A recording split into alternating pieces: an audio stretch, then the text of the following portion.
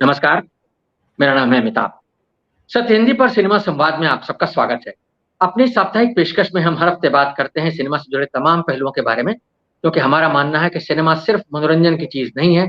Cinema समाज से संवाद का सबसे सीधा और सबसे सशक्त माध्यम है और समाज की सोच को गहराई तक प्रभावित करने की क्षमता रखता है। इसलिए सिनेमा पर लगातार सिलसिलेवार गंभीर बातचीत होने की ज़रूरत है। आज इस कड़ी में हम बात करने वाले हैं सिनेमा के एक नए ट्रेंड के बारे में जो इस साल पिछले कुछ एक सालों से देखा जा रहा है और इस साल वो ज़रा पुख्ता होता नज़र आ रहा है। वो ट्रेंड है एक्शन फ़िल्मों और रोमांस फ़िल्मों के बीच एक तरह के बॉक्स ऑफिस कॉम्पिटिशन का, जिसमें हमको ऐसा लग रहा है कि फ़िलहाल एक्शन फ़िल्में जो हैं बाज़ी मारती नज़र आ रही हैं। मिसाल के तौर पर अगर हम देखें तो इस साल की जो 3 सबसे बड़ी हिट फ़िल्में हैं, शुरुआत में जब आई थी पठान और उसके बाद गदर 2 और अभी जवान जो कि अभी चल ही रही है और वो भी एक रिकॉर्ड तोड़ कामयाबी की तरफ बढ़ रही है। ये तीनों फ़िल्में जो हैं वो एक्शन फ़िल्मों की कैटेगरी में आती हैं। इससे पहले के सालों में हमने देखा हाल के 2-3 सालों में कि केजीएफ 2, पुष्पा, आरआरआर इस तरह की तमाम फ़िल्में जो बॉक्स ऑफिस पर आईं, जिन्होंने छप्पर-फाड़ कामयाबी अर्जित की। तो क्या ऐसा लग रहा है कि एक्शन फ़िल्मों के मुकाबले रोमांटिक सिनेमा या जो लव स्टोरीज़ थी या एक्शन फ़िल्में रोमांटिक फ़िल्मों को पीटती हुई नज़र आ रही हैं बॉक्स ऑफिस पर? क्या ये जो एक नया ट्रेंड है, ये हमारे फ़िल्मकारों और दर्शकों की सोच के बारे में क्या कहता है? हम देख रहे हैं कि शाहरुख खान जो कि एक लवर बॉय के तौर पर या एक रोमांटिक हीरो के तौर पर बहुत मशहूर थे, उनकी अपनी एक छवि थी, उनका अपना एक करिश्मा था। अब वो एक्शन स्टार के तौर पर अपनी एक नई छवि गढ़ रहे हैं और उस नई छवि में भी वो ज़बरदस्त कामयाबी हासिल करते दिख रहे हैं। तो क्या वजह है इन चीज़ों की इन इन इन तमाम ट्रेंड्स की? क्या क्यों ये चीज़ें हो रही हैं? क्या ये दर्शकों की सोच में और हमारे समाज की सोच में और फ़िल्मकारों की सोच में किसी नई तब्दीली की तरफ इशारा कर रही हैं? इन्हीं सारी बातों पर आज हम बात करेंगे। इस पर चर्चा के लिए हमारे साथ एक बहुत विशिष्ट पैनल मौजूद है। हमारे साथ हैं हिंदी फ़िल्मों के बहुत जाने-माने पटकथा लेखक, बहुत तजुर्बेकार, बहुत सफल पटकथा लेखक कमलेश पांडे जी। हमारे साथ हमेशा की तरह मौजूद हैं जबरी उमर पारेख साहब जो कि हिंदी सिनेमा के बहुत जाने-माने विश्लेषक हैं। वर्षों से, दशकों से सिनेमा के बारे में लिख पढ़ रहे हैं, कई किताबें लिख चुके हैं। मनमोहन चड्ढा साहब भी हिंदी सिनेमा के बहुत जाने-माने विश्लेषक हैं, वो भी कई किताबें लिख चुके हैं। हमारे साथ अजय ब्रह्मात्मज जी हैं जो कि बहुत जाने-माने फ़िल्म क्रिटिक हैं। वर्षों से हिंदी सिनेमा की समीक्षा का काम कर रहे हैं, कई किताबें लिख चुके हैं। हमारे साथ फ़िल्मकार अविनाश दास हैं, जो कि अपनी फ़िल्मों अनारकली ऑफ आरा जैसी फ़िल्म के लिए बहुत चर्चित हैं। धनंजय कुमार जी हमारे साथ हैं, जो कि फ़िल्म लेखक हैं और स्क्रिप्ट राइटर्स की संस्था से जुड़े हुए हैं। आप सबका बहुत-बहुत स्वागत है। कमलेश जी, मैं अपनी बात की शुरुआत आपसे करना चाहता हूँ। आप एक बहुत अनुभवी पटकथा लेखक हैं और आपने एक बहुत लंबा दौर देखा है हिंदी सिनेमा का। आपने तरह-तरह की फ़िल्में खुद लिखी भी हैं, जिसमें हर जॉनर की फ़िल्म होगी। लेकिन अभी जो हम देख रहे हैं, जैसा हमने अपनी शुरुआती प्रस्तावना में कहा, क्या हम ये मान लें कि ये जो दौर है, वो एक तरह से एक्शन फ़िल्मों की वापसी का दौर है? क्या मार-धाड़, हिंसा जो है, वो हमको ज़्यादा पसंद आ रही है? क्या लव स्टोरी सब पीछे चली गई हैं?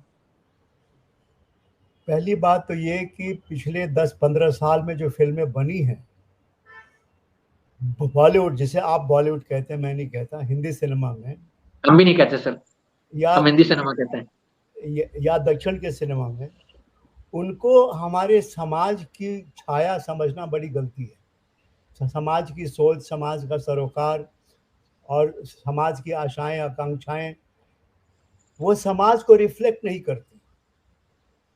ये जो फ़िल्में हैं पिछले 10-15 साल में, जो स्पेशली जो बहुत बड़ी हिट फ़िल्में हैं, सो कॉल्ड जो जो ये तथाकथित जो आप कहते हैं ना कि बॉक्स ऑफिस पर ज़बरदस्त छप्पर फाड़ कमाई करने वाली फ़िल्में जो हैं, मैं उनकी बात कर रहा हूँ। ये हमारे समाज को रिफ्लेक्ट नहीं करती कहीं भी, किसी भी तरह से। उसकी वजह बताऊँ क्या है? क्योंकि अब जो ये आंकड़े हैं, हम लोग क्या है, आम जनता को पता नहीं। एक ज़माना था जब इंडस्ट्री बहुत ईमानदार थी, जब फ़िल्म इन्फॉर्मेशन और ट्रेड गाइड जैसी पत्रिकाएँ थी, जो एक-एक थिएटर की रिकॉर्ड देती थी, छापती थी कि भाई किस थिएटर में कितना ऑडियंस हुआ। और सारी इंडस्ट्री धार्मिक भाव से उनको देखती थी, पढ़ती थी और उनको स्वीकार करती थी, क्योंकि उनमें बड़ी खोज लगती थी। एक-एक थिएटर के मालिक को फ़ोन करके पता करना कि कौन से शो में कितने लोग आए, कितनी टिकट बिकी, बॉक्स ऑफिस के रिकॉर्ड छपते थे। अब वो पत्रिकाएँ हैं नहीं। आम जनता को पता नहीं कि बॉक्स ऑफिस एक्चुअली चीज़ क्या है, ये आंकड़े कहाँ से आते हैं। और मैं आपको बताऊं सच्चाई क्या है। सच्चाई इतनी गंदी है, इतनी घृणित है, आपको शर्म आएगी अब हमारे हिंदी सिनेमा पे। हमको शर्म आएगी, क्योंकि हर चीज बिकाऊ है। एक पूरा इकोसिस्टम काम करता है। खास तौर से जो सोशल मीडिया है, ये तो बिल्कुल बहुत ज़्यादा महंगा भी नहीं है और आसानी से बिक जाता है। इसलिए आपको गली गली मिल जाएंगे जो जो लोग यूट्यूब पे फिल्मों के रिव्यू करते हैं, वो मिल जाएंगे गली गली। और आज का बड़ा आम फैशन है कि जिसके पास पैसा है, और जाहिर है हम उन्हीं फिल्म स्टारों की बात कर रहे हैं जिनके पास पैसा है, वो कुछ भी खरीद सकते हैं। वो सोशल मीडिया को खरीद लेते, रेट है। और मैं अधिकार से कह रहा हूँ, ये मजाक में नहीं कह रहा हूँ। सबका रेट बंधा हुआ है कि अच्छा रिव्यू देने के इतने पैसे। अगर आपने निगेटिव रिव्यू दिया तो वो रिव्यू डिलीट करने के पैसे मिलते हैं। तो इस लालच में बहुत से जो यूट्यूब रिव्यूअर्स हैं, फिल्म रिव्यूअर, वो बाकायदा पहले निगेटिव रिव्यू देते हैं और फिर उसको डिलीट करने के लिए पैसे लेते हैं। पूरा जो सिस्टम है, इकोसिस्टम, हर चीज बिकाऊ है, सारा मीडिया बिकाऊ है। ऐसा कोई टीवी चैनल नहीं, हर टीवी चैनल का हर सेकंड बिकाऊ है, हर अखबार का हर स्क्वायर इंच बिकाऊ है। और क्योंकि खरीदने वाले लोग हैं और उनके पास पैसा है पूरा।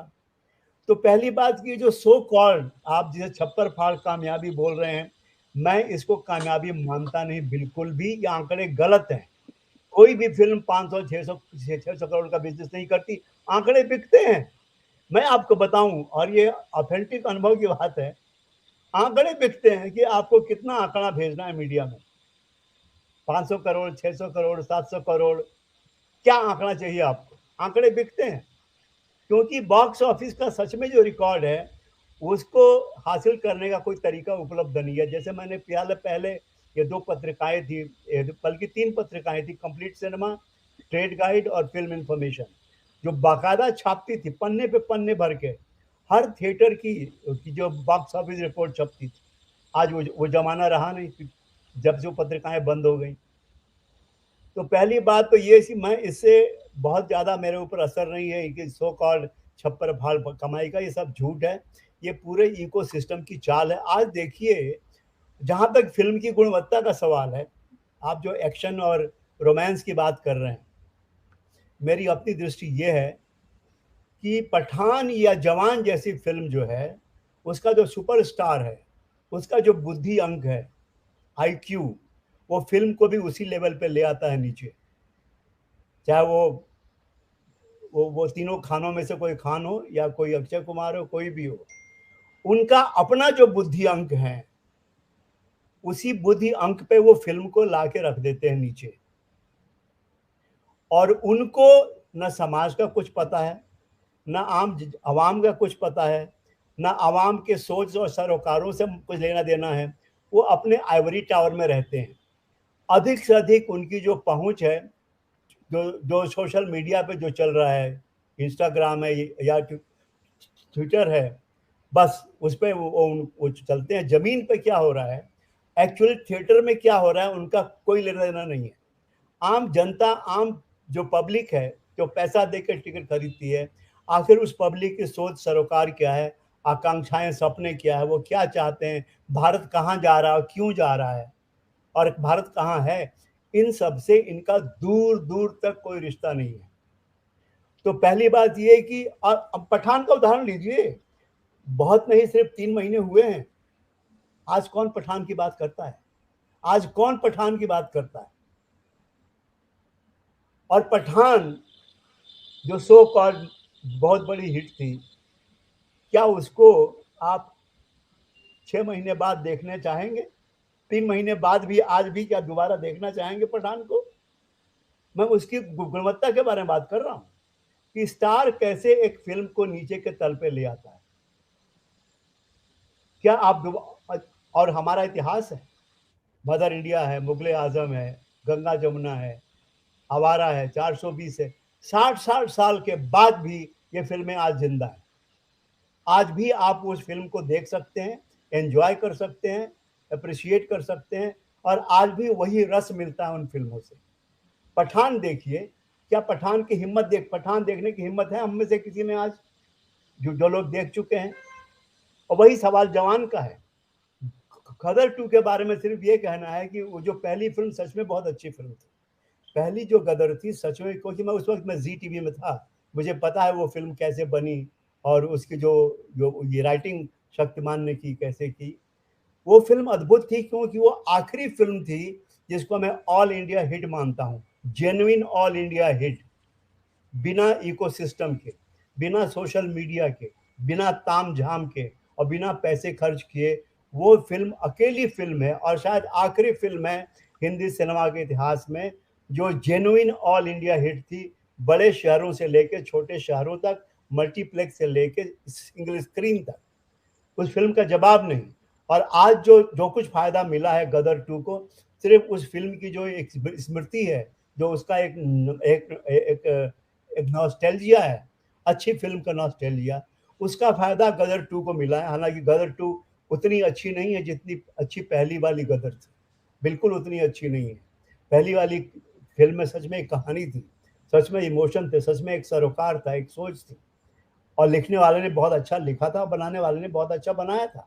उसका लाभ मिला गदर 2 को। मगर जो ये जो जवान है या जो पठान है या ऐसी जो भी फिल्में आएंगी अक्षय कुमार की, इसकी उसकी, दुनिया भर के लोग, ये सारी फिल्में जो कामयाबी है ये इकोसिस्टम का परिणाम है। जिसके पास बहुत पैसा है वो सबको खरीद सकता है और खरीद रहा है, और जो बिकना नहीं चाहते वो भी बिक रहे हैं। मैं नाम लेना नहीं चाहता, मगर ये अंदर की बात है, बता रहा हूं मैं कि हम लोग खामखा मीडिया में छपता है 500 करोड़, 600 करोड़, 700 करोड़, और हम उसको गंभीरता से ले लेते कि सच में यार 700 करोड़ की कमाई की है। सब झूठ है, आंकड़े बिकते हैं। लोग तैयार हैं सोशल मीडिया में ऑफर देके कि बताइए सर आपकी फिल्म को कितनी बॉक्स ऑफिस की कितनी कमाई दिखानी है मीडिया में। हर टीवी चैनल जो बुलाता है पैसे लेता है, हर न्यूज़ चैनल जो किसी फिल्म का प्रोग्राम करता है, इनवाइट करता है एक्टरों को और डायरेक्टर को, उसके पैसे लेता है टीवी चैनल, ऐसे थोड़ी करता है। तो हर हर टीवी चैनल बिका हुआ है, हर अखबार बिका हुआ है, सोशल मीडिया बिका हुआ है। तो ऐसे संदर्भ में ये सोचना कि भाई बड़ी जबरदस्त कामयाबी हो रही तो एक्शन पॉपुलर हो रहा है तो एक्शन की फिल्में बनेगी, रोमांस का क्या होगा, ये जो सोच है ना, ये जो आपकी चिंता है, ये चिंता गैर जरूरी है, ये बेबुनियादी है। चलिए तो जी, इससे कोई फर्क नहीं पड़ने वाला, कोई फर्क मैं नहीं मान पड़ने। लेता हूं, मैं आपके विचार को, आपका जो विचार प्रवाह है उसको लेकर के मैं आपकी बात को अजय जी के पास ले चलता हूं। अजय जी, आप पत्रकार हैं और आप वर्षों से फिल्म समीक्षा कर रहे हैं। जो सारी बातें कमलेश जी ने कही कि सब कुछ बिका हुआ है, सारे आंकड़े झूठे हैं, सब इन्फ्लेटेड है, और हर टीवी चैनल बिका हुआ है समीक्षा के लिए, या अखबार बिका हुआ वगैरह वगैरह, और ये सब चीजें जो हैं वो मैन्युफैक्चर की जाती हैं, और एक इकोसिस्टम है। तो एक तो इसकी सत्यता के बारे में आप अगर हमारे दर्शकों को कुछ बताएं, या चूंकि आपका एक अनुभव है फिल्म इंडस्ट्री का और आप वर्षों से समीक्षा कर रहे हैं, आप उन तमाम चीजों को भी जानते होंगे, क्या जो भी उसके डायनेमिक्स है उसको भी आप समझते होंगे। तो अजय आपसे मैं एक जानना चाहूंगा। अजय जी कुछ बहुत थोड़े से रिव्यूअर में हैं जो बिकाऊ नहीं है, ये मैं जानता हूँ। नहीं, मैं जी, तो वो अपनी बात भी रखेंगे और वो पूरे पूरे सिस्टम हाँ, के बारे में अगर बताएं। जो आपने बात कही है कमलेश जी, वो बहुत बहुत दिलचस्प बात है, क्योंकि आप इनसाइडर हैं, और आप, इसीलिए मैंने आपसे बात शुरू की कि आप एक तजुर्बेकार व्यक्ति हैं, आपने वर्षों से फिल्म इंडस्ट्री का चलन देखा है। तो ये जो चीजें अभी आ रही हैं कि 500 करोड़, 700 करोड़, 1000 करोड़ वगैरह वगैरह के आंकड़े आते हैं, जो कि मतलब लोग विस्मय से देखते हैं कि इतनी कमाई हो रही है फिल्मों में। तो अजय जी, आप जो है इस बारे में क्या कहेंगे, और जो मूल प्रश्न है या जो मूल चिंता जिसको कमलेश जी ने कहा है, उस पर भी आप अपनी राय रखें। जी, अजय जी। देखिए जी, कमलेश जी ने जो बातें कही उसमें आंशिक नहीं संपूर्ण सच्चाई है। और उस सच्चाई से हम वाकिफ हैं, लेकिन विषय हमारा एक्शन फिल्म और वायलेंस है अगर, तो हमें उस पर कमाई का आंकड़ा कैसे बढ़ाया घटाया जोड़ा जाता है वो सच्चाई है, उसमें कोई दो राय नहीं हो सकती। कैसे बल्क बुकिंग होती है, कैसे कॉर्पोरेट बुकिंग होती है, कैसे ब्लॉक बुकिंग होती है, कैसे टिकट खरीद लिए जाते हैं, कैसे थिएटर में आप जाते हैं, पता चलता है कि आप टिकट बुक करने के टिकट नहीं मिल रहा है, थिएटर में गए थिएटर खाली पड़ा हुआ है। तो ये सारी चीजें चलती हैं। और थोड़ा सा मैं असहमत हूँ कमलेश जी से कि उस जमाने में भी ट्रेड इंफॉर्मेशन और और ये सारे जो ट्रेड मैगजीन्स थे उस जमाने में भी बहुत पिया पांचा होता था। हाँ, उस समय भी सारे आंकड़े उल्टे नीचे किए जाते थे। अगर प्रोड्यूसर उनके घर तक पैसे पहुंचा दे तो ये सारे ट्रेड एनालिस्ट सारे आंकड़े इधर से उधर कर देते थे, और तब तो जांचने का कोई तरीका भी नहीं था। अब तो कम से कम आप जाके बुक माई शो या दूसरे चैनल से पता कर सकते हैं कि वास्तव में टिकट बिक रहे हैं कि नहीं बिक रहे हैं। और आप देखेंगे कि जैसे मैं खुद जब जवान का टिकट बुक करने जा रहा था तो मुझे अगली रो से तीसरे या चौथे रो में टिकट मिल पाया, क्योंकि टिकट अवेलेबल नहीं थे। तो सच्चाई कहीं और है, आंकड़ों का खेल अलग है। मूल विषय जो आपका मैसेज था और जिस पर बात आपने शुरू की थी कि वायलेंस हिंदी फिल्मों में बढ़ा है क्या, एक्शन के नाम पर बढ़ा है क्या? तो ये सच्चाई है कि एक्शन के नाम पर वायलेंस बहुत तेजी से बढ़ा है। और पैन इंडियन, माफ करें, पैन इंडियन अब नहीं कह सकते, अब अखिल भारतीय लोकप्रियता के लिए जब हम फिल्में बनाते हैं तो अखिल भारतीय लोकप्रियता में ये देखा जाता है कि ऐसी कौन सी चीज है जो सबको पसंद आए। और इसको इस जमा जिसकी जो चिंता आपकी है ना, वो चिंता पुष्पा से आरंभ होती है। पुष्पा पहली ऐसी एक्शन ओरिएंटेड और जिसमें वायलेंस था वैसी फिल्म थी जो बहुत ही पॉपुलर हुई थी। और उसके बाद केजीएफ आई। केजीएफ का नायक ही कहता है वायलेंस वायलेंस वायलेंस जी। हाँ, और फिर उसके बाद एक डायलॉग बोलता है कि आई लाइक वायलेंस। हाँ, तो वो आई लाइक वायलेंस वो सिर्फ एक स्टेटमेंट ही नहीं है, वो पूरे ट्रेंड की बात कर रहा है। जी। और ये अगर आप याद वायलेंस करें अजय जी, मैं आपको बीच में 1 मिनट के लिए बस टोक रहा हूं, अगर आप याद करें, चूंकि आपने पुष्पा की इसकी केजीएफ के डायलॉग की याद दिला दी, मुझे याद है विद्या बालन ने कहा था एंटरटेनमेंट एंटरटेनमेंट एंटरटेनमेंट, अगर आपको याद हो, है ना? और वो एंटरटेनमेंट अगर वॉयलेंस में बदल गया है तो ये जो बात है ये बहुत दिलचस्प है। इस पर आप, हाँ, आप कहें अपनी बात। जी। हाँ, तो वो वायलेंस जो है कि मुझे जो लगता है ना कि वायलेंस का प्रभाव एक तो साउथ की फिल्मों ने लगातार किया। साउथ की जो डब फिल्में भी आती थी, हिंदी में आती थी, चैनलों पर चलती थी, उसमें वायलेंस बहुत ज्यादा होता था। और बहुत ही, जिसको मैं कहता हूँ जमीन छोड़ वायलेंस या गर्दा उड़ाओ वायलेंस। आप देखिए इन सारी फिल्मों में सब कुछ टूटता है, गिरता है, भरता है, सब कुछ होता है। और एक हीरो किसी भी वायलेंट फिल्म की आप देख ले, चाहे वो एक्शन जवान हो, पठान हो, गदर हो, या अगर काउंट करना शुरू करें ना तो कम से कम 2000 से 5000 लोगों की हत्या करता है हमारा हीरो, कम से कम पर्दे पर 3 घंटे के अंदर वो मारता है। और अंत में आकर के कोई अच्छी प्यारी सी बात कह देता है क्या कि वोट देने के पहले सावधान रहिए, और इसके पहले वो सब कुछ कर चुका है, गैर संवैधानिक सारे काम कर चुका है, और फिर आगे संविधान की बात कर देता है। हमें लगता है अरे वाह वाह क्या अच्छी बात की।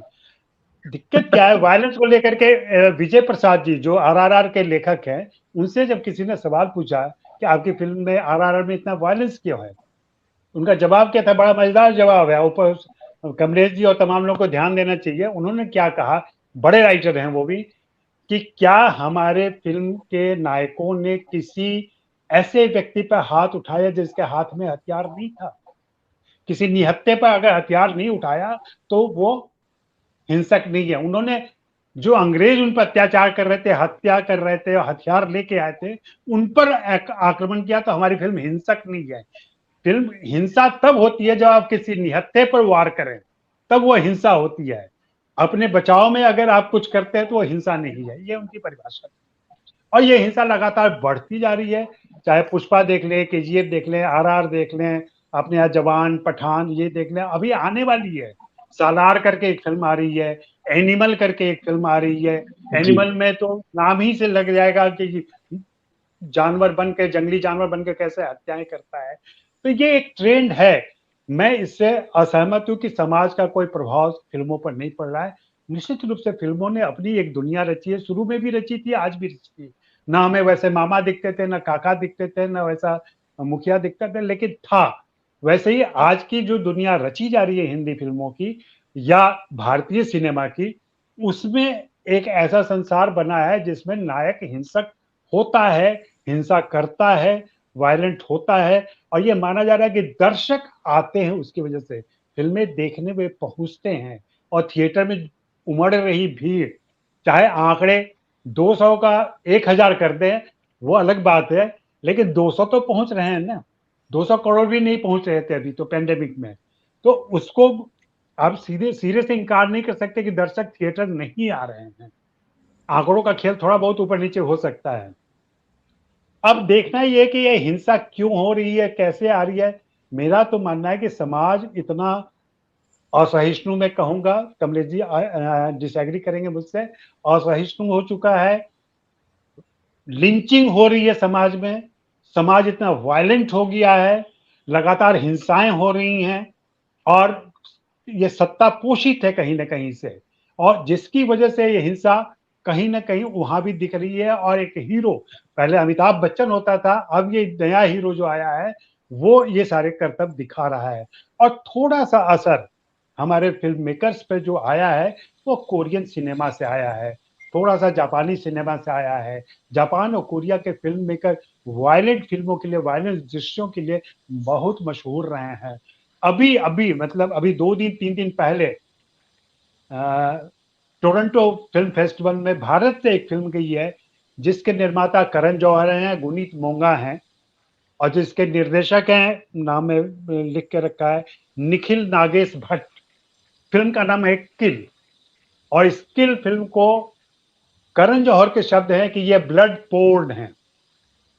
ब्लड पोर्न का इस्तेमाल कोरियन फिल्मों के लिए होता था, जापानी फिल्मों के लिए होता था, अब हिंदी में ये ब्लड पोर्न दिखाया जाएगा। और फिल्म की कहानी सिंपल सी है कि एक मिलिट्री ऑफिसर ट्रेन से अपने गांव लौट रहा है, ट्रेन पर डकैतों का आक्रमण होता है, और फिर कैसे वो ब्लड पोर्न क्रिएट होता है पर्दे पर। ये अभी हम देखने वाले हैं, 2 महीने में आ जाएगी ये फिल्म।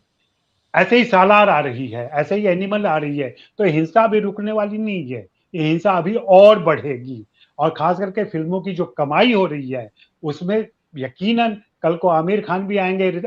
ऋतिक रोशन की वॉर हमने देखी थी, उसमें कितनी हिंसा थी। हमने बच्चन पांडे देखी अक्षय कुमार की, कितनी हिंसा थी। फिल्म नहीं चली अलग बात है, कॉमिकल और वायलेंस दोनों मिला करके उन्होंने कोशिश की थी। तो वायलेंस तो आ चुका है, हिंदी फिल्मों में आ चुका है। पॉपुलैरिटी का एक बेहतरीन मसाला, नया मसाला है, नया स्वाद है, अभी अभी इंटरटेनमेंट की दुनिया में पहुंचा है, और लोग मजे ले रहे हैं, लोग देख रहे हैं। और मैं ये नहीं कहूंगा कि पूरा यूथ जो है, जो ऑडियंस है, वो हिंसक हो गया है, लेकिन वो हिंसक प्रवृत्तियों में आनंद ले रहा है, और ये सच्चाई है। जी जी अमिताभ। जी, आपने कहा जी, हिंसक प्रवृत्तियों में आनंद ले रहा है और ये सच्चाई है। और आपने फिल्मी दुनिया की डायनामिक्स के बारे में, उसकी इकोनॉमिक्स के बारे में भी कुछ बात की। अविनाश जी, मैं आपके पास आता हूँ। आप फिल्मी दुनिया में पत्रकारिता से आए हैं और आपने जिस तरह की फिल्मों से शुरुआत की, अनारकली और फारा जैसी फिल्म जो कि आपके नाम पर, और बहुत अच्छी फिल्म, उसको बहुत सराहा गया। एक फिल्मकार के तौर पर, या कहूँ कि एक अपेक्षाकृत नए फिल्मकार के तौर पर, आप जब इन चीजों को की तरफ ध्यान देते हैं, या आपसे इस बारे में चर्चा के लिए कहा जाता है, सोचने के लिए कहा जाता है, तो आपका क्या विचार होता है? जैसे कमलेश जी ने कहा कि ये सब कुछ जो है वो इकोसिस्टम है, बड़े सितारों ने सब कुछ खरीद लिया है, बड़े निर्माताओं ने सब कुछ खरीद लिया है, और वो सब कुछ, सारा सब कुछ जो राय भी है वो सब कुछ मैन्युफैक्चर्ड है, चाहे वो मीडिया में आ रही हो, चाहे सोशल मीडिया में आ रही हो, जहां जहां से भी कहीं से भी आ रही हो। आंकड़े भी जो है वो झूठे हैं या इन्फ्लेटेड हैं। और अजय जी ने भी उससे सहमति जताई। उन्होंने ये भी कहा लेकिन कि हाँ, कहीं ना कहीं ये चीजें जो है वो एक असर भी डाल रही है समाज पर, और समाज की अपनी हिंसा है, और सिनेमा उस हिंसा में कहीं ना कहीं अपना योगदान दे रहा है। तो ये जो चीजें हैं, एक फिल्मकार के तौर पर आपको क्या लगता है, एक नए फिल्मकार के तौर पर ये आपकी जो संवेदना है एक फिल्मकार के तौर पर, उसको किस तरह से प्रभावित करती है? और क्या ये जो है कहीं ना कहीं हमारे समाज में जो ये बदलाव आ रहा है, जिसको लिंचिंग, जैसे अजय जी ने एक प्रवृत्ति की तरफ इशारा किया, वो कहीं ना कहीं एक हमें खतरनाक मनोरंजन की तरफ ले जा रही है? जैसे वो नायक कहता है कि violence violence violence, I love violence. तो ये जो चीजें हैं ये कहाँ ले जा रही हैं? आप क्या कहना चाहेंगे इसके बारे में? शुक्रिया अमिताभ जी, धन्यवाद। हमारे सारे वरिष्ठ ही हैं, और कमलेश जी और अजय जी ने बहुत कायदे से अपनी बात रखी, लेकिन मैं थोड़ी सी बात ये करना चाहूंगा। बाकी आपके सवाल जो हैं उस पर बाद में आता हूं, कि मार्केटिंग इस युग का जो है मुझे सत्य लगता है ना, उससे बहुत दाएं बाएं हम जा नहीं सकते। रूपर्ट मर्डोक ने कभी कहा था कि भाई वस्तु नहीं, वस्तु की छवि बेचो। तो ये तो चीजें हैं, लेकिन जहां तक सर्वे और आंकड़े खरीदने की बात है, मैं इससे पूरी तरह सहमत इसलिए नहीं हूं क्योंकि अगर ऐसा होता तो जिस अक्षय कुमार, जिस कंगना रनौत के पास स्टेट खड़ा है वो भी आंकड़े खरीद सकते थे, है ना, वो नहीं खरीद पाए। बल्कि ये जो 3 फिल्में हैं, फिल्मों की बात मैं नहीं कर रहा हूँ, जैसी भी है, जिस तरीके से भी है, लेकिन इन 3 फिल्मों ने जो है वो हिंदी फिल्म इंडस्ट्री के लिए संजीवनी बूटी का काम किया है। हमारे जैसे लोग जब यहाँ घूमते थे, लोगों के पास अपनी चीजें पिच करते थे, तो आमतौर पे जवान से पहले यही बात होती थी कि यार अभी माहौल ठीक नहीं है, पैसे जो है वो फंस सकते हैं। लेकिन अचानक से जवान के बाद पठान के बाद बहुत सारे लोगों ने अप्रोच करना शुरू किया कि भाई कोई आइडिया है, कुछ है, नहीं है। तो ये एक तरह से माहौल को थोड़ा आसान करने में जो है इन फिल्मों का बड़ा योगदान है। और इसलिए मैं शाहरुख खान और अनिल शर्मा और सनी देओल का धन्यवाद ज्ञापन करना चाहता हूं, इसके बावजूद कि पठान देख करके मेरा सर दर्द हो गया था, लेकिन जवान देख करके मेरा सर दर्द नहीं हुआ, है ना। ठीक है, मतलब अजय जी अपनी तरीके से बातें रख रहे हैं कि वे बहुत संविधान की लाश में बात करते हैं, लेकिन सारे काम असंवैधानिक करते हैं। इससे पहले मुन्ना भाई, कोविड से पहले के दौर में मुन्ना भाई की पूरी सीरीज जो है वो संवैधानिक मसलों पर चली थी, और फिल्मों ने काफी अच्छा जो है वो स्पेस क्रिएट किया था अच्छी फिल्मों के लिए। लेकिन आज की स्थिति में जब देश की लगभग सारी संवैधानिक संस्थाओं पर कब्जा किया जा चुका है, वहां आप सरकार पर चुप रहते हैं क्योंकि दिक्कत है, लेकिन सिनेमा में अगर संविधान तक पहुंचने के लिए थोड़ा सा असंवैधानिक हो जाते हैं तो हम असहज हो जाते हैं। हमको असहज नहीं होना चाहिए, लेकिन अगर असहज हो रहे हैं तो यह भी अच्छी बात है, क्योंकि हम फाइनली एक अच्छी चीज के लिए कि भाई मतलब संविधान की बात के लिए हमको सजग रहना चाहिए। मैं मतलब इस यहां तक उनकी बात से सहमत हूं। लेकिन इस हिंसा की परंपरा जो है, परंपरा 80 के दशक में भी लोहा जैसी फिल्में बनती थी, वे सिर पैर की फिल्में थी, है ना। और 80 के दशक में वो फिल्म मतलब ब्लॉकबस्टर फिल्म थी, लेकिन आज उसको कोई नहीं पूछता। जैसे कमलेश जी कह रहे हैं कि पठान को आज कोई याद नहीं कर रहा है, लेकिन पठान के जो संदेश थे और जवान के जो संदेश थे वो दोनों अलग अलग हैं। तो मतलब मुझे यही कहना है कि पुष्पा हो या कांतारा हो, बहुत सारी साउथ इंडियन फिल्मों, साउथ की भाषाओं की फिल्मों का नाम लिया गया। ये फिल्में न सिर्फ हिंसा को महिमा मंडित करती है, बल्कि स्त्री विरोधी फिल्में भी हैं। और इस फिल्मों को अगर लोग देख रहा है तो ये लिंचिंग को से इंटरटेन होने वाली जो हमारी जनता है ना, उसकी मतलब वजह से ये फिल्में हिट हो रही हैं। और उसको कौन प्रोटेक्ट कर रहा है, उस जनता को? उसके सिर पर किसका हाथ है? सत्ता के शीर्ष पर बैठे हुए जो लोग हैं उनका हाथ है। वो जैसा देश बनाना चाह रहे हैं वैसा हमारा मार्केट जो है वो कैश करके उस तरह की फिल्में बनाएगा। हमारे यहाँ साउथ में मामन्नन जैसी भी फिल्में बनी है ना, जिसमें स्टालिन के बेटे ने एक्टिंग की है, वो देखिए कमाल की फिल्म है ना। और वो 15-20 करोड़ की फिल्म ने 75 करोड़ का बिजनेस किया, लेकिन उस पर हम लोग बात नहीं कर रहे हैं। 150 करोड़ की फिल्म ने, 200 करोड़ की फिल्म ने अगर 500 करोड़ का बिजनेस किया तो उस पर बात कर रहे हैं। लेकिन साउथ की भाषाओं के सिनेमा में जनगण मन जैसी फिल्में, मलयालम में बहुत कमाल की फिल्में बनी है, उन्होंने अच्छा बिजनेस किया, लेकिन उस पर हम लोग कभी बात नहीं करते। हिंदी में भी बहुत सारे लोग अपने अपने तरीके से अच्छा काम करने की कोशिश कर रहे हैं, लेकिन वो कोशिशें तभी कामयाब होंगी जब सिनेमा का बज़ बना रहेगा, सिनेमा का मार्केट बना रहेगा, सिनेमा देखने में दिलचस्पी रखने वाले लोग बड़ी तादाद में सामने आएंगे। और इसलिए इन 3 फिल्मों ने जो माहौल बनाया है, उस माहौल में मैं अपने आप को थोड़ा सा खुश पा रहा हूं सर। हाँ, बहुत अच्छी बात आपने कही। और आपने ये जो बात कही कि लिंचिंग से एंटरटेन होने वाला जो ऑडियंस है, ये सिनेमा कहीं ना कहीं उसकी आकांक्षाओं को या उसके मनोरंजन की जो इच्छाएं हैं उसको पोषित कर रहा है। धनंजय, मैं आपके पास आता हूँ। जो बात अविनाश जी ने कही कि जो सत्ता जिस चीज को पोषित कर रही है, जिस तरह की विचारधारा को, या जिस तरह कहीं ना कहीं सिनेमा में वो जो हिंसा है वो कहीं किसी न किसी तरीके से उसको प्रतिबिंबित करती है। क्या आप इस बात से सहमत हैं? सब लोगों की बातों से मैं सहमत हूँ। और मैं ये कहूँ कि एक जुमला देता हूँ पहले, उसके बाद आगे बात बढ़ाऊँ 4 लाइन में। गणपति जो है बुद्धि के देवता है, उनको हमने गोबर बना दिया, गोबर गणेश कहते हैं, है ना। और गोबर क्या है वो हम सब जानते हैं। तो हम जो है गणपति को गोबर भी बना देते हैं और गोबर को गणपति भी बना देते हैं। तो इसलिए ये जो रोमांस और ये एक्शन है, इसमें एक चीज आपने कम कर दिया है, रोमांस सेक्स तक जाता है, वो अपने नहीं रखता। सबसे ज्यादा वही जो है आकर्षित करता है हमारे दर्शकों को। और एक्शन की बात जो अजय जी कह रहे थे, मैं मानता हूँ एक्शन हम पसंद करते हैं, मूलतः हमको वो ज्यादा पसंद। और अगर एक्शन नहीं पसंद होता तो गांधी ने तो किसी को थप्पड़ नहीं मारा, हमने कभी नहीं पढ़ा है, हो सकता है कोई कहीं मारा हो किसी को, मैंने नहीं कभी पढ़ा कि गांधी ने किसी को थप्पड़ मारा, थप्पड़ भी नहीं मारा था। लेकिन उस गांधी को आज 70 साल बाद भी गोली चलाते हैं उसकी तस्वीर पर, तो इससे ज्यादा हिंसा क्या हो सकती है। और हिंसा हमको पसंद है, जैसा कि अजय जी ने भी कहा कि जो है हमको वो देवता नहीं पसंद। मैं वो सोच रहा था उनके बोलते समय कि मैं जहां से आया हूं तो बुद्ध की भूमि मानी जाती है ना। बोध गया में भगवान बुद्ध को ज्ञान प्राप्त हुआ, उनका बड़ा मंदिर भी है। लेकिन हमारे बिहार में बुद्धिस्ट मानने वाले लोग दलित लोग हैं, अगर मानते भी हैं कुछ तो। बाकी लोग जो है वो राम को मानते हैं या कृष्ण को मानते हैं या शिव को मानते हैं, सबके पास हथियार है। या हमारे यहाँ दुर्गा पूजा बहुत भयंकर होती है ना। पटना की दुर्गा पूजा जो है वो कई बार तुलना की गई उसकी कलकत्ता की दुर्गा पूजा से। हालांकि कलकत्ता से तुलना नहीं की जा सकती जी, कलकत्ता से ही कॉपी होकर के आया है, लेकिन दुर्गा पूजा हमारे यहाँ बहुत जबरदस्त तरीके से। तो इन तमाम पूजाओं से अगर हम आते हैं, समाज पे आते हैं, तो हमारे समाज में जिसे अभी कहा कमलेश जी ने, बड़ी अच्छी बात कही कि समाज कहीं और है, सिनेमा कहीं और है।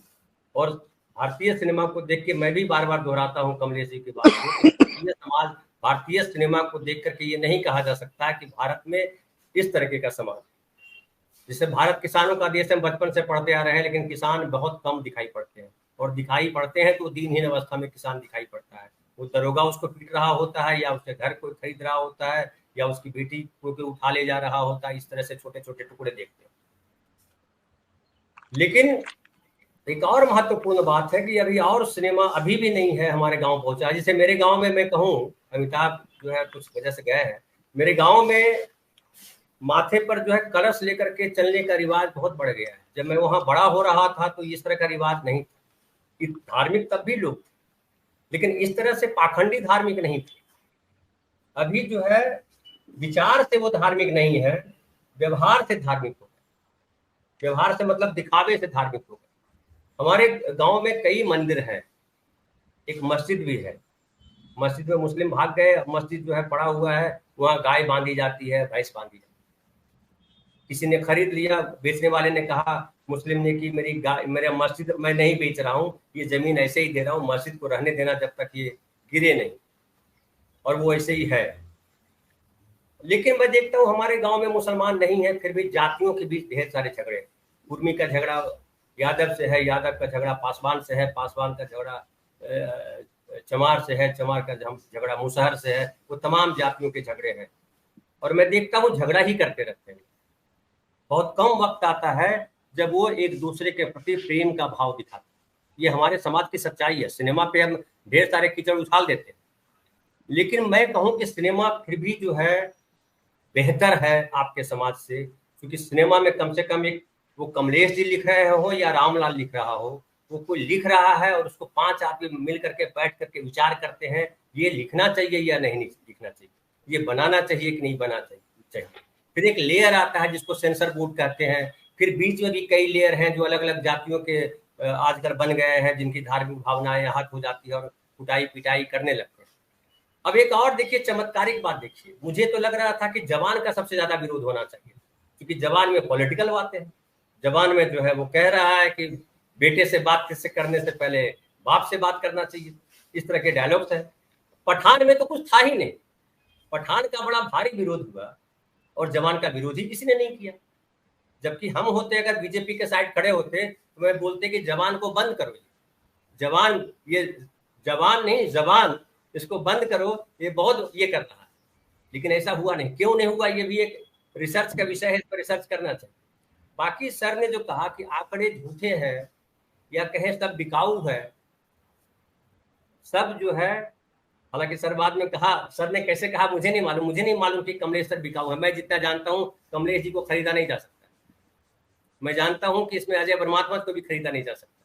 मैं ये भी जानता हूं कि अविनाश जी को मैं जानता हूं, उनको भी खरीद नहीं सकते। अगर खरीदते तो वो उस तरह की फिल्में बना रहे होते। मैं जबरीमल पारक साहब को भी जानता हूं, नहीं खरीदा जा सकता। मैं तो बिक ही नहीं सकता। मैं अपने बारे में तो सबसे ज्यादा जानता हूँ। तो मुझे लगता है इतने, चड्डा साहब के बारे में मैं नहीं जानता, लेकिन मुझे लगता है वो भी नहीं बिका हुआ है। तो मुझे लगता है ढेर सारे लोग हैं जो नहीं खरीदे जा सकते हैं। आप जिसे कई लोग मुझे बोलते हैं, मैं अपना चैनल जब से शुरू किया है, कि धनंजय आप इतने मोदी विरोधी क्यों है? कोई बोलते हैं आप कांग्रेस विरोधी क्यों हो? मैं बोलता हूँ मैं किसी का विरोधी नहीं, मैं अपना समर्थन करता हूँ। जो मुझे अच्छा लगता है मैं बोलता हूँ। आपको जो अच्छा लगता है वो बोलो। मैं अगर रोकने आऊं तो मुझे टोक देना। आपको भी जो मन करता है, चैनल आज तक तो फ्री हो गया है, कोई भी आदमी आएगा चैनल शुरू करेगा, कुछ भी बोलो यार। कई लोग हैं जो गालियां दे रहे हैं, कई लोग हैं जो अफवाह फैला रहे हैं, कई लोग हैं जो कुछ और कर रहे हैं। तो मुझे बोलने की आजादी है, जो मुझे अच्छा लगेगा वही बोलूंगा। जैसे आपको जो अच्छा लगता है वो बोलते हैं। अब एक आता है संतुलन बिंदु। सिनेमा में मैं मानता हूँ सिनेमा एक ऐसा है जिसमें संतुलन बिंदु है, और उस संतुलन बिंदु पूरी टीम तय करती है। जैसे अभी मैं आपसे एक मिनट ले लूं, अभी पिच फेस्ट चल रहा है, हमारे राइटर एसोसिएशन ने पिच फेस्ट किया। आमतौर पे हमारे राइटरों को शिकायत रहती थी कि हम प्रोड्यूसरों से कैसे मिले, प्रोड्यूसर मिलते नहीं। प्रोड्यूसरों की शिकायत होती थी कैसे मिले, हम 50 लोगों को सुनेंगे दिन भर में तो हमारा समय खत्म हो जाएगा, और 50 आदमी में से 2 आदमी नहीं होता है जिसको सुन करके हम तय करें कि हाँ ये राइटर है, इसके स्क्रिप्ट ले। तो राइटर एसोसिएशन ने तय किया पिछले साल से कि हम राइटर से स्क्रिप्ट मंगवाएंगे, और पिछले साल जो है स्क्रिप्ट मंगवाई गई, और 600 से ज्यादा स्क्रिप्ट्स आई। उन स्क्रिप्ट्स को पढ़ा गया, टीम तैयार की गई, उसने तय किया कि इसमें से कौन अच्छी कहानी है। उन कहानियों को फिर पटकथा में ढलवाया गया, चुन करके फिर उनको ढाला गया, और 25-30 स्क्रिप्ट तय की गई कि ये जबरदस्त स्क्रिप्ट है। फिर 20 प्रोड्यूसरों को कॉन्टैक्ट किया गया, और 20 प्रोड्यूसरों को उनके ऑफिस में नहीं भेजा गया। अंधेरी में एक जगह है जहां हम लोग अक्सर प्रोग्राम करते हैं, सेलिब्रेशन क्लब, वहां हमने एक अरेंजमेंट किया और वहां प्रोड्यूसरों को बुलाया। सारी व्यवस्थाएं राइटर एसोसिएशन ने की, और उन राइटर्स को, जो चुने गए राइटर्स थे, उनको बुलाया, और हमने कहा कि बैठिए, सुनाइए, जिनको सुनाना है सुनाइए, जिनको जो कहानी सुननी है सुनिए। और उन फिल्मों पे अब तक सारे राइटर्स की जो स्क्रिप्ट हमने तय की है उस पे सब पे फिल्म नहीं शुरू हुई है। 1-2 फिल्मों पे काम चल रहा है, 2-3 कहानियों पे। लेकिन प्रोड्यूसरों का अनुभव ये हुआ, प्रोड्यूसरों ने कहा कि कहानियां भले मैंने नहीं ली उनकी, लेकिन अच्छे राइटर हमको आपने दे दिए जिनके साथ हम काम कर रहे हैं। तो वो एक्सपीरियंस इस बार हुआ, और इस बार जब हुआ तो ढेर सारे प्रोड्यूसरों की शिकायत आई कि आपने मुझे नहीं बुलाया। तो इस बार 40 प्रोड्यूसर बुलाए गए, 2 दिन का पिच फेस्ट हुआ, और इस बार और बेहतर हुआ। कई और लोग कह रहे हैं कि हमको भी बुलाते, हम भी आना चाहते हैं। तो उन लोगों ने नंबर एक्सचेंज किए एक दूसरे से, राइटर से।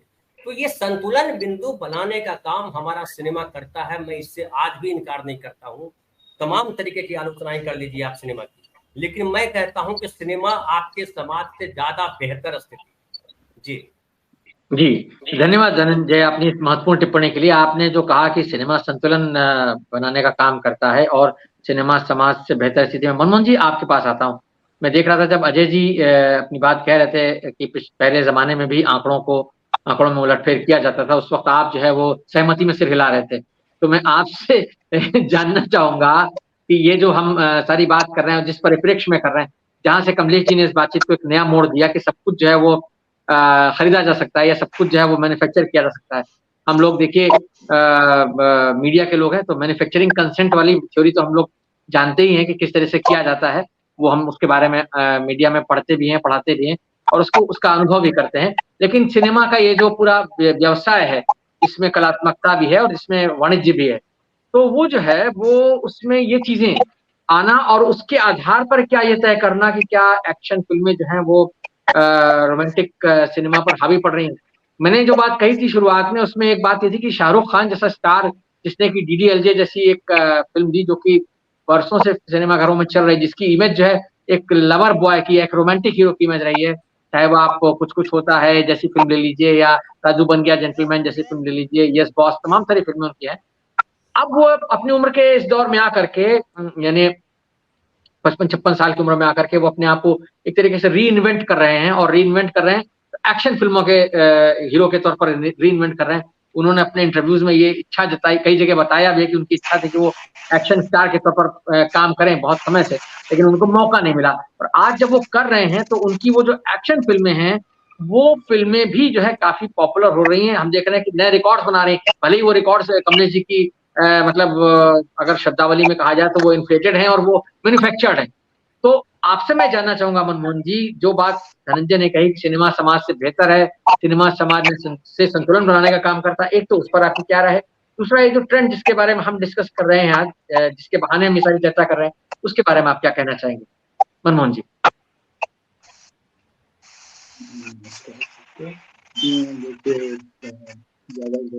आपके एंड पर शायद ऑडियो में कुछ प्रॉब्लम है, या किसी के एंड पर कुछ ऑडियो में प्रॉब्लम है, कहीं कुछ शोर आ रहा है, प्लीज अपने आप को म्यूट रखें मनमोहन जी के अलावा।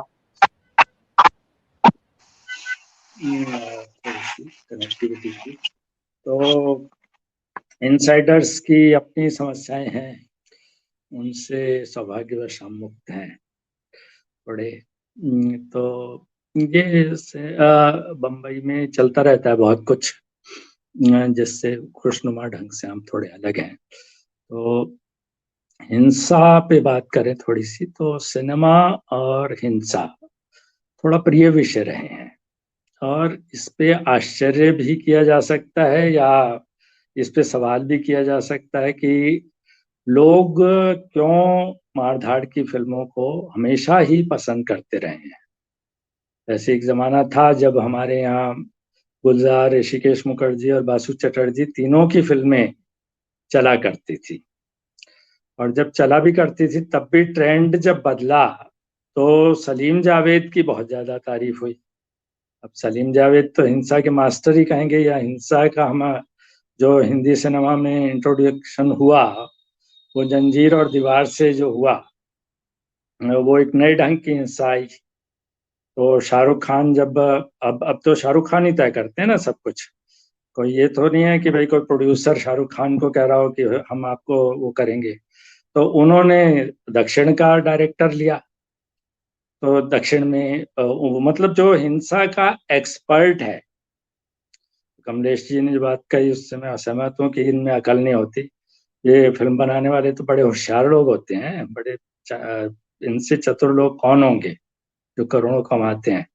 तो दक्षिण में तो हिंसा का एक ट्रेंड है जबरदस्त, और वो हिंसा बंबई की हिंसा से बहुत आगे हमेशा ही रही है।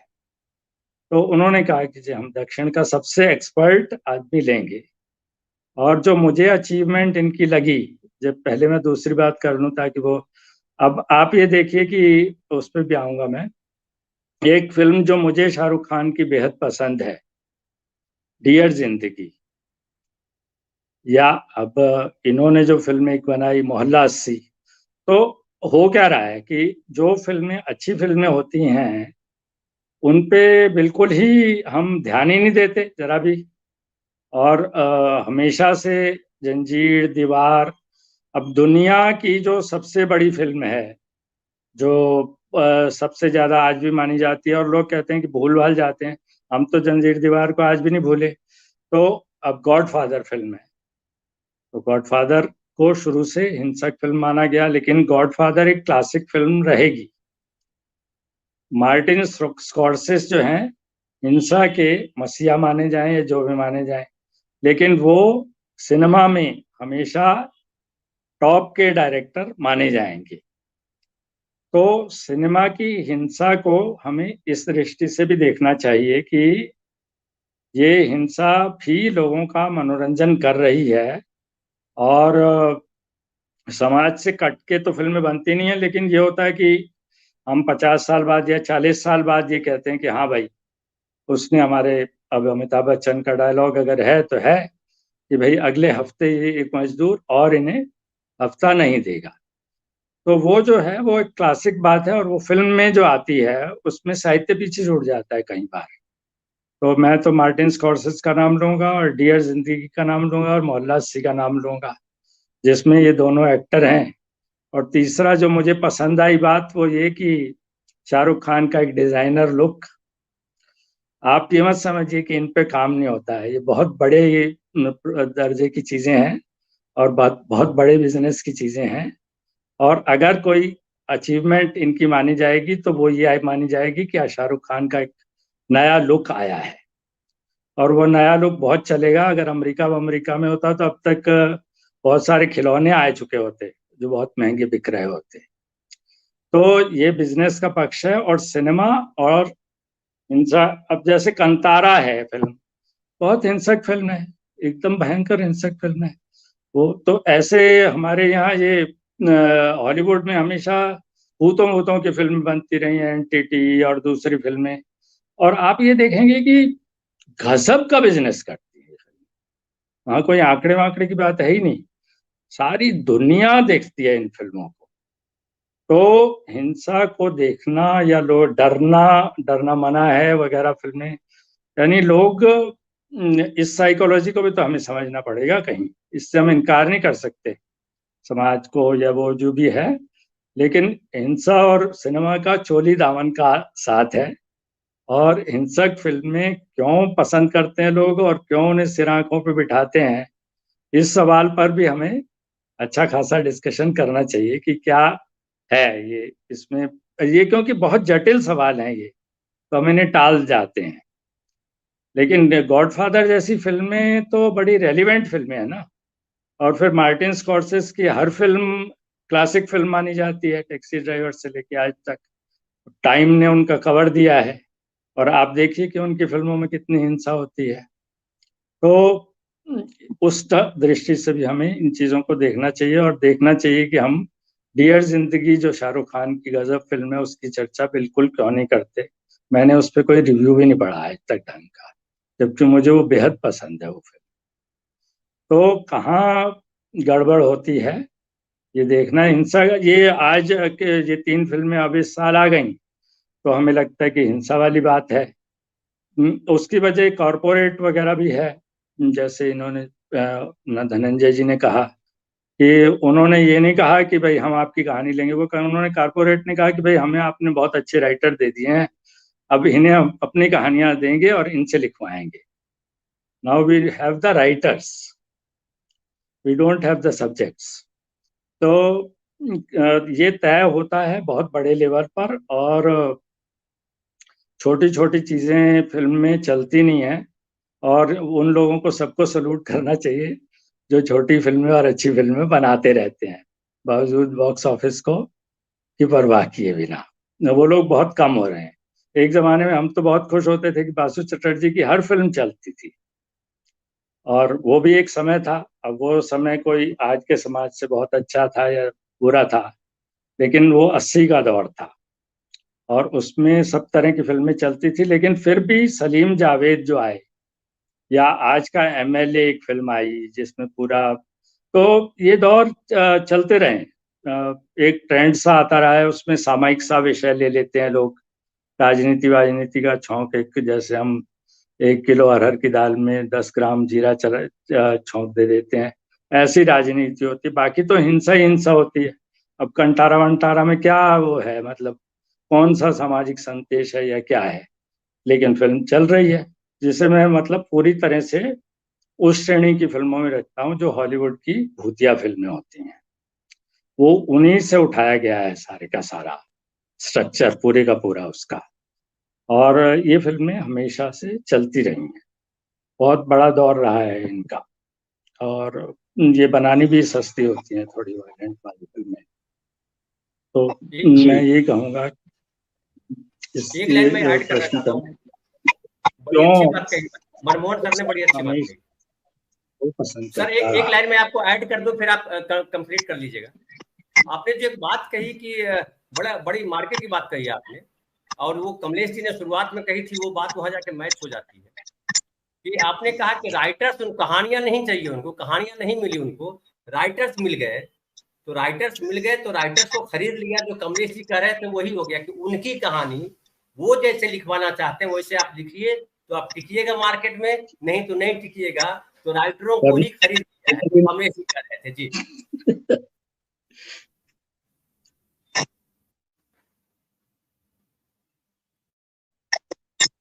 मनमोहन जी आप खत्म करें अपनी बात को, कंप्लीट करें प्लीज। बात अपनी पूरी कर ली है। अच्छा, धन्यवाद। मैं पारक साहब आपके पास आता हूँ। चर्चा के हमारे अंतिम दौर में बातचीत जो है वो जहां पहुंची है, जैसे मनमोहन जी ने कहा कि भाई क्रूरता में लोग रस ले रहे हैं।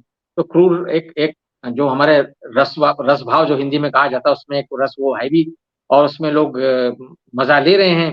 और उन्होंने बताया कि भाई अमिताभ बच्चन, जावेद और सलीम जावेद ने जो एक नायक इन्वेंट किया, एंग्री यंग मैन, उसके बाद से हमारे यहाँ एक संस्थागत तौर पर हिंसक सिनेमा की शुरुआत हुई, और वो हिंसक नायक जो है वो समाज को बहुत पसंद आने लगा उस दौर में भी, जबकि गुलजार, बासु चटर्जी और ऋषिकेश मुखर्जी की फिल्में बन रही थी। उस दौर में हिंसक फिल्में भी चलती थी, लेकिन ये फिल्में भी चलती थी। और ये बड़ी दिलचस्प बात है, इस पर पहले भी कई बार चर्चा हो चुकी है अलग अलग मंचों पर, कि वही अमिताभ बच्चन जब ऋषिकेश मुखर्जी की फिल्मों में काम करते थे तो उनका अभिनय, उनका प्रोजेक्शन, उनकी पूरी पर्सनालिटी बिल्कुल डिफरेंट होती थी। यानी आलाप के अमिताभ बच्चन और आज का अर्जुन के अमिताभ बच्चन में बहुत फर्क है। तो वो एक सिनेमा था, वो जो गढ़ता था अलग अलग तरह के नायक, क्या वो सिनेमा अब पीछे छूट गया है, या उस सिनेमा की ये कह लें कि हम डिमांड नहीं है, जिस तरह से अभी कहा गया कि नहीं आपने हमको राइटर्स दे दिए तो उनसे हम अपने हिसाब से कहानी लिखवा लिया करेंगे, ऐसा कुछ भाव आ रहा है? या समाज के बारे में जो अजय जी ने कहा, जो अविनाश जी ने कहा और धनंजय ने भी कहा, तो वो चीजें हो रही हैं कि हाँ, समाज में कहीं ना कहीं उस तरह की एक हिंसा की प्रवृत्ति बढ़ रही है, और उसका कारण शायद जो हमारी सामाजिक राजनीतिक परिस्थितियां हैं, जो या जिस तरह का राजनीतिक चिंतन हमारे यहाँ बढ़ रहा है, या जिस तरह का समाज बनाया जा रहा है राजनीति के जरिए, उसमें कहीं ना कहीं ऐसी प्रवृत्तियां आ रही हैं, और वो इस तरह की फिल्मों को देखना ज्यादा पसंद करता है, बजाय इसके कि जैसे डियर जिंदगी की बात की, बहुत अच्छी फिल्म का उदाहरण दिया मनमोहन जी ने। वाकई में वो ऐसी फिल्म है शाहरुख खान की, या आप शाहरुख खान की शुरुआती फिल्मों में कभी हाँ कभी ना जैसी एक फिल्म का उदाहरण ले लें, कि हाँ वो एक बहुत ही प्यारी सी फिल्म थी, जो कि एक प्रेम कहानी थी, और जिसको जाने भी दो यारों के निर्देशक जो थे उन्होंने बनाया था। तो वो चीजें, उस तरह का सिनेमा अब कहीं ना कहीं पृष्ठभूमि में चला गया, या जो ओटीटी मंचों पर जो फिल्में आ रही हैं, जो छोटे बजट की फिल्में हैं या कम प्रसिद्ध निर्माता निर्देशकों की फिल्में हैं, उनको एक मंच तो मिला है, लेकिन वहां पर भी हम देख रहे हैं कि अधिकांश कहानियों में या वेब सीरीज में अब भयंकर हिंसा का बोलबाला है, और वहां पर भी, वहां हिंसा के साथ साथ जो धनंजय कह रहे थे सेक्स वाली बात, उस सेक्स का भी बहुत बोलबाला है। सिनेमा हॉल में अभी कम से कम उस स्थिति तक नहीं पहुंचा है सिनेमा, लेकिन फिर भी जो क्रूरता या हिंसा की बात है, वो नायक कहीं ना कहीं वापस लौट रहा है, और बड़े नए ढंग से, नई पैकेजिंग में लौट रहा है, बड़ी आकर्षक पैकेजिंग में लौट रहा है, कि लोग उसकी हिंसा की भी तारीफ करते हैं, ताली बजाते हैं, और फिर उसके साथ डांस भी करते हैं। तो ये जो चीज है परख साहब, इसको आप किस तरह से व्याख्यायित करना चाहेंगे? क्या ये समाज की किसी अपनी बुनावट का नतीजा है, जो सिनेमा उसको फॉलो कर रहा है, या सिनेमा समाज को वो सोच दे रहा है हिंसा की, या राजनीति जो है वो कहीं ना कहीं लोग दोनों को प्रभावित कर रही है, और वो कुल मिलाकर के ऐसा वातावरण निर्मित हो रहा है? क्या कहना चाहेंगे आप? नमस्कार सभी को। 3-4 बात कहूंगा, मैं संक्षेप में कहने की कोशिश करूंगा। नंबर 1 तो यह है कि जो रोमानी फिल्में हैं उनका मार्केट हमेशा रहता है, वो आज भी है, ऐसा नहीं है कि उनका नहीं है। हो सकता है कि वो 500 करोड़ या 1000 करोड़ ना बनाए, लेकिन उनका हमेशा रहता है, लोग पसंद करते हैं। अब चूंकि एक ओटीटी नाम का अलग से विकल्प मौजूद है, इसलिए लोग वहां देखते हैं। जैसे अभी सत्य प्रेम की कथा फिल्म काफी चली, रॉकी रॉनी काफी चली, कई फिल्में इस तरह की प्रेम कथाएं आती रहती है और लोग देखते रहते हैं। उन फिल्मों को लोग दोबारा भी देखते हैं, क्योंकि वो अपना एक सहज ढंग का मनोरंजन करती है। अब मैं आता हूँ दूसरी बात की, जो कमलेश जी ने शुरू में कही। कमलेश जी ने जो कहा, मेरे लिए उसका कोई खास महत्व नहीं, क्योंकि अगर उसे मैं मानूं सच, तो फिर कुछ भी बातचीत करने का कोई मतलब नहीं रह जाता। सब कुछ अगर फ्रॉड ही है, सब कुछ झूठी है, तो फिर हम यहाँ इकट्ठा किस लिए हुए हैं? इसलिए मुझे ये लगता है कि वो मेरे लिए कोई मतलब नहीं है। लेकिन मैं अपने अनुभव से जानता हूँ कि जो फिल्में पॉपुलर हुई है और उनकी जो एक ऐतिहासिक क्रम हम लगाएं, तो उसमें कोई ज्यादा घपला नहीं है। हो सकता है वो 1000 करोड़ ना कमा के 500 करोड़ ही कमाया हो, या 500 की जगह 200 कमाया हो, लेकिन आमतौर पर आप, एक उदाहरण दिया गया था अक्षय कुमार की फिल्म का या किसी का, आदि पुरुष का देख सकते हैं। आदि पुरुष वाले ने तो 500-600 करोड़ रुपए लगा के फिल्म बनाई। वो क्या 500 मतलब 50-100 करोड़ और खर्च करके अपनी लोकप्रियता नहीं खरीद सकता था? नहीं हुआ, ये हुआ नहीं। इसलिए मैं इन सब चीजों में विश्वास नहीं करता। मेरा मानना है कि अगर इतिहास ने ये बताया है कि मुगले आजम और शोले और मदर इंडिया पॉपुलर थी तो थी, और मेरे लिए ये सत्य है। अब इससे कोई फर्क नहीं पड़ता कि स्टूडियो में कितने लोग गए। अब तीसरी बात हम आते हैं हिंसा की। मुझे ये लगता है कि हिंसा पर जो हम बात कर रहे हैं उसमें थोड़ा और सावधानी की जरूरत है। हिंसा एक चीज है और एक्शन एक चीज है, और हिंसा और एक्शन में हम फर्क नहीं कर रहे हैं। मैं आपको उदाहरण देता हूं। शोले फिल्म में जब उस ठाकुर साहब के परिवार को गब्बर सिंह मारता है तो वो हिंसा है, वो क्रूर हिंसा है, और वो पूरी फिल्म जो है उस क्रूर हिंसा से संचालित होती है। लेकिन जो फिल्मों में हम एक्शन देखते हैं, एक्शन यानी कि तेज दौड़ती हुई गाड़ियां, आपस में टकराती हुई गाड़ियां, धाएं धाएं करती हुई गोलियां, ये हिंसा नहीं, एक्शन है, और इसे एक्शन की तरह ही देखना चाहिए। मैं एक एग्जांपल से बताता हूँ। मेरा नाती जो छोटा है, उस समय और भी छोटा था, जिस समय सीआईडी आया करता था, तो मैंने देखा कि जब सीआईडी चलता था तो वो भाग जाता था, उसे सीआईडी बिल्कुल पसंद नहीं था। तो मैंने उसे एक दिन कहा कि तू ये जो इंग्लिश फिल्में देखता है जिसमें इतनी हिंसा है, वो तो तू देख लेता है और सीआईडी में तुझे प्रॉब्लम होती है। तो उसने कहा कि सीआईडी की हिंसा जो है वो रियल हिंसा है, और जो दूसरी फिल्मों की हिंसा है वो सिर्फ मनोरंजन के लिए। हमें मालूम है कि इसमें कोई मर नहीं रहा है, लेकिन सीआईडी में जो कहानी ली गई है उसमें सचमुच किसी की हत्या हुई और वो हमें डराती है। मेरा अपना विचार यह है कि फिल्मों के संदर्भ में भी हमें इसी रूप में देखना चाहिए। जवान फिल्म की मैं बात करता हूँ। जवान में बहुत हिंसा है। कौन सी हिंसा है? हिंसा वो है जब हम पढ़ते हैं कि जब हम देखते हैं कि 60 बच्चे ऑक्सीजन की कमी से मार दिए गए, मर गए, वो हिंसा है। वो नहीं है कि ठाई ठाई करते हुए गोलियां चले। ठाई ठाई करते हुए गोलियां चले वो तो बच्चे भी जानते हैं कि ये सिर्फ मनोरंजन के लिए, इसका कोई खास मतलब नहीं। इसलिए जब हम वायलेंस की बात करें तो सोशल कॉन्टेक्स्ट देखना चाहिए एक, और दूसरा हमें देखना चाहिए कि ये मीडियम किस तरह का है। ये मीडियम वो उससे बिल्कुल अलग है जो कि हम जासूसी उपन्यास या क्राइम नॉवल वगैरह पढ़ते हैं। क्राइम नॉवल में कहानी में तेजी जो आती है, उस तेजी से हमारा मनोरंजन होता है। वहां हम इस बात की ज्यादा चिंता नहीं करते कि कौन मरा है और कितने मरे हैं। इसी तरह से फिल्म जो है एक दृश्य माध्यम है, और इसमें तेजी जो है, गति, उसका बड़ा महत्व है। और वो गति आज से 30 साल पहले जितनी थी उससे कई गुना ज्यादा हो गई। आज जो टेक्नोलॉजी है वो बहुत ज्यादा आगे बढ़ गई, और इसलिए एक्शन भी बहुत ज्यादा है। तो मेरा अपना विचार है कि अगर हम रेफरेंस के साथ देखें, मुझे आक्रोश में वो लड़की जो अंदर चीख रही है, उसका पति बाहर घूम रहा है, गोविंद निहलानी की फिल्म, वो भयानक हिंसा लगती है। वो जो तमस में हिंसा है वो भयानक हिंसा लगती है। ये जो मनोरंजन वाली फिल्में होती है, इसे तो हम भूल जाते हैं बाहर। इसलिए वायलेंस, मुझे लगता है कि वायलेंस को भी कॉन्टेक्स्ट में देखा जाना चाहिए, और ये जरूर पता लगाना चाहिए कि किस तरह की वायलेंस है, और वो वायलेंस कहाँ से आई है, और उसका सोशल कॉन्टेक्स्ट क्या है, और फिल्मकार का उसके प्रति क्या रवैया है।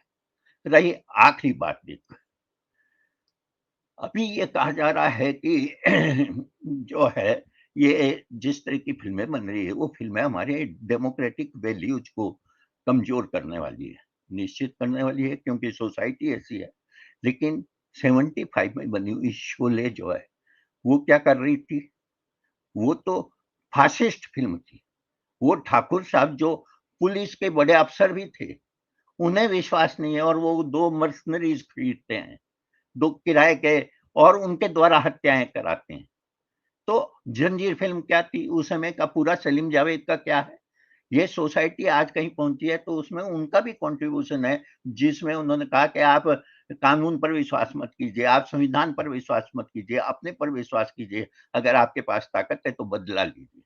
ये जो प्रतिशोध की धारणा थी, ये प्रतिशोध की धारणा हमारी 70 के बाद से चल रही है फिल्मों में, और उसके विरुद्ध जिस तरह की फिल्में बननी चाहिए थी, दुर्भाग्य से वो नहीं बनी, वो बननी चाहिए थी।